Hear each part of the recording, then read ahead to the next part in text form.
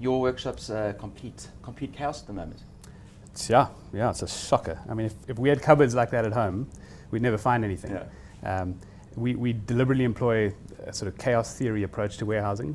The idea being that in I suppose, contrast to storing a whole brand by itself in one part of a warehouse and a different brand somewhere else, the challenges that brings when you add product lines to that brand and you suddenly need to free up a lot of space, or you got to look for a very specific item amongst a pile of exactly the same looking objects. That became a real bottleneck.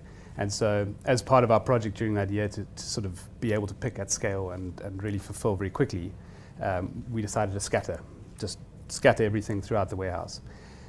So this idea of chaos theory really says that if we kept all our knives together and you're sent to go and pick an 8.5 centimeter paring knife, you could be there a while because now the 9 centimeter and the 7 and the 10.5, and they're all next to each other.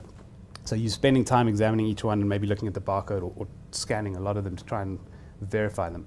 Whereas if we take the 7.5 centimeter paring knife and put it in a box over there and the 9.5 and put it somewhere else, when you get sent to a location, which this whole system facilitates, and you put your hand into that box, the only knife you'll find in that box is the one you're looking for. There is no kind of search process. Once the computer links to the chaos theory, it completely makes sense and you really can't make a mistake.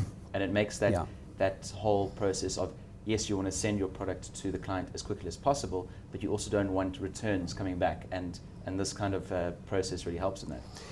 Our commitment is to try, whenever possible, to ship the order in the same day that it's placed.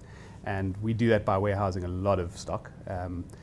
And as a result, we've got thousands and thousands of different items scattered all over the show. So the minute we can't find anything, it bottlenecks and it puts in jeopardy that promise, which it's not a promise, but we've gained a reputation for fast turnaround because of that.